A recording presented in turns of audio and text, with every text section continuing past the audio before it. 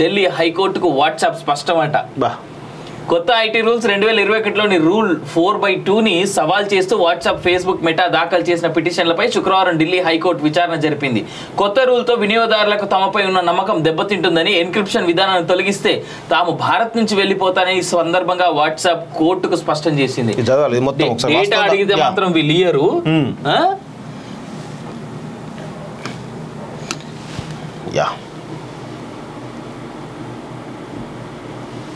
ఇక్కడ ఉంది. కేంద్రం తీసుకొచ్చిన కొత్త ఐటీ రూల్స్ 2021లోని సెక్షన్ 4(2)ను సవాల్ చేస్తూ వాట్సాప్, ఫేస్బుక్ దాఖలు చేసిన పిటిషన్లపై శుక్రవారం ఢిల్లీ హైకోర్టు విచారణ జరిపింది. ఈ సెక్షన్ ప్రకారం ఏదైనా కంటెంట్ లేదా పోస్ట్ సామాజిక మాధ్యమంలో వస్తే మొదటగా అది ఎవరి నుంచి వచ్చిందనేది గుర్తుంచుకోవాల్సి ఉంటుంది. అయితే దీన్ని వ్యతిరేకిస్తూ సామాజిక మాధ్యమాల కంపెనీలు దేశవ్యాప్తంగా పలు కోర్టులు ఆశ్రయించి పిటిషన్లు దాఖలు చేశాయి. సెక్షన్ 4(2)తో భావ ప్రకటన స్వేచ్ఛ, గోప్యతకు భంగం కలుగుతుందని కంపెనీలు ఆరోపిస్తున్నాయి. దీంతో ఈ కేసులన్నింటినీ సుప్రీంకోర్టు ఢిల్లీ హైకోర్టుకు బదిలీ చేసింది. తాజాగా దీనిపై విచారణ జరిపింది.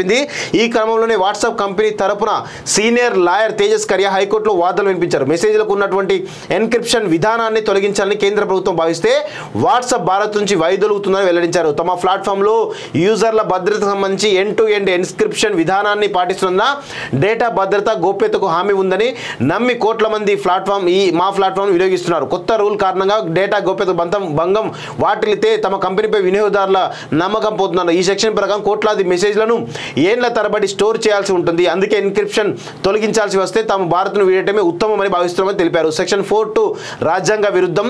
సోషల్ మీడియా సంస్థలతో ఎలాంటి చర్చలు లేకుండా దీన్ని తీసుకొచ్చారు. ఇలాంటి నిబంధనల ప్రపంచంలో ఎక్కడా లేదని తేజస్ కరియా కోర్టుకు విన్నవించారు. కేంద్రం తరపున లాయర్ కీర్తిమాన్ సింగ్ వాదిస్తూ సోషల్ మీడియాలో జరిగే విషయాలు ప్రజలకు తెలుసని, మెసేజ్ మూలాన్ని గుర్తించడమే ఆ రూల్ వెనుక ఆలోచన అని వాదించారు. ఇరు పక్షాల వాదనలు విన్న కోర్టు తదుపరి విచారణ ఆగస్టు 14వ తేదీకు వాయిదా వేసింది. వాస్తవంగా అంటే ఇలాంటి వాటి వల్ల కొంత నష్టం ఉంది, కొంత లాభం ఉంది వాస్తవంగా. సో ఎన్క్రిప్షన్ విధానం కొంతమంది కావాలని ఈరోజు కొంతమంది బురదలేటువంటి ప్రయత్నం చేస్తూ ఉంటారు. మరి ఆ సోర్స్ అనేది తెలవాలి కదా, ఖచ్చితంగా దాని మీద కేసులు అయినప్పుడు ఆ సోర్స్ను ఖచ్చితంగా వాట్సాప్ చెప్పాల్సిన బాధ్యత వాట్సాప్ మీద ఉంటుంది వాస్తవంగా. ఎందుకంటే అది ఏ విధంగా వచ్చింది, దానిపైన కేసు ఏ విధంగా ఉంది, పూర్వపరాలు పరిశీలించిన తర్వాత ఖచ్చితంగా అది కనుక కరెక్ట్ అనుకుంటే వాట్సాప్ ఇవ్వాల్సిన బాధ్యత వాట్సాప్ మీద ఉంటుంది వాస్తవంగా. ఖచ్చితంగా. ఎందుకంటే అలా సోర్స్ ఎక్కడో ఈ మధ్య కాలంలో ఫేక్ ప్రచారం చాలా ఎక్కువ. ఏ విషయంలో ఏ పార్టీ చేసినా అది తప్పే. ఫేక్ ప్రచారం అయింది, ఫేక్ వీడియోలు వస్తున్నాయి చాలా వరకు, డీప్ ఫేక్ వీడియో ముఖ్యంగా. ఇవన్నిటిని కనుగొనాలంటే ఆ సోర్స్ ఎక్కడ మొదలైంది అనేటువంటి తెలియాల్సిన అవసరం చాలా వరకు ఉన్నది. ఇలా నాకు తెలిసి ప్రపంచంలో చాలా ఎక్కువ ఫేక్ అకౌంట్స్ ఉన్నది మన ఇండియాలోనే. సో దీన్ని అరికట్టాలంటే ఖచ్చితంగా సోషల్ మీడియాని కంట్రోల్ చేయాల్సినటువంటి అవసరం చాలా ఉన్నది. భావ ప్రకటన స్వేచ్ఛకి హరింపు అని చాలా మంది అంటారేమో, కానీ నీ ఫేస్ పెట్టుకుని నువ్వు ఓపెన్ గా మాట్లాడితే నేను ఖండించినటువంటి దాఖలాలు ఎక్కడా లేవు. ఇది కూడా మనం తెలుసుకోవాల్సినటువంటి అవసరం ఉంది.